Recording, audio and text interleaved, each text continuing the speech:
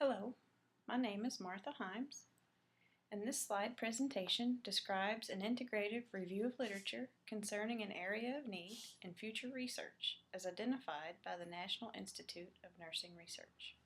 Go to slide 2. The PICO question that this literature review attempts to describe is, in chronically ill adult patients with depressive symptoms, how does exercise compared to no exercise affect depressive symptoms?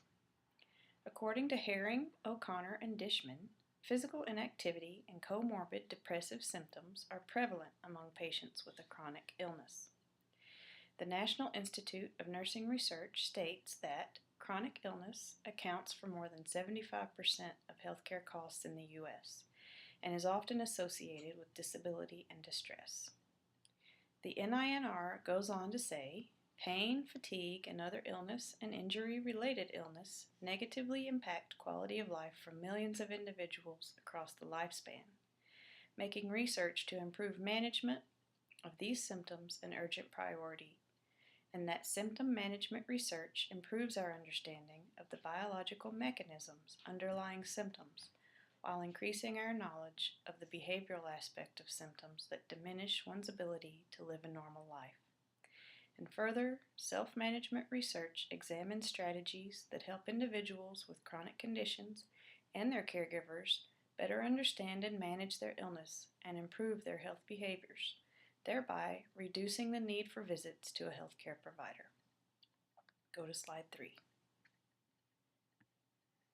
There are 5 studies in this literature review that measure the effects of exercise on depressive symptoms in various populations.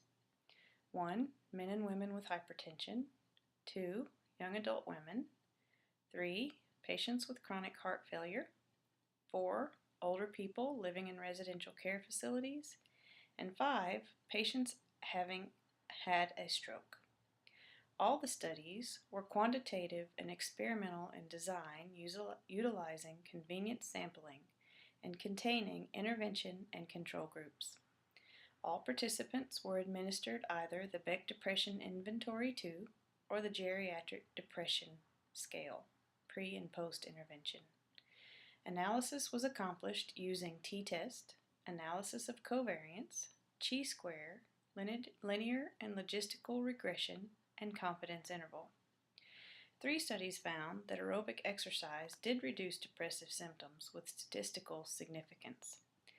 1 study on young adult women using an aerobic exercise group, a weight training group, and a control group found that aerobic exercise did reduce depressive symptoms, but not the weight training group. Lastly, the study on older adults living in residential care facilities utilizing functional high-intensity exercise that focused on strength training and coordination found this did not decrease depressive symptoms. Go to slide 4. The synthesis of this body of literature can inform and help improve nursing practice in that it provides evidence that aerobic exercise does decrease depressive symptoms in multiple populations. Nurses in many areas of practice can be educated to encourage patients to do some type of aerobic exercise if they suspect or know that a patient is experiencing depressive symptoms.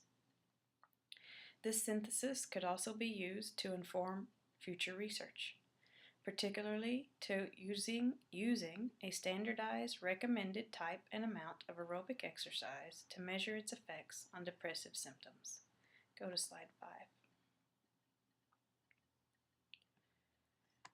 An intervention and environment identified to implement this change in nursing practice is in an APRN primary care practice.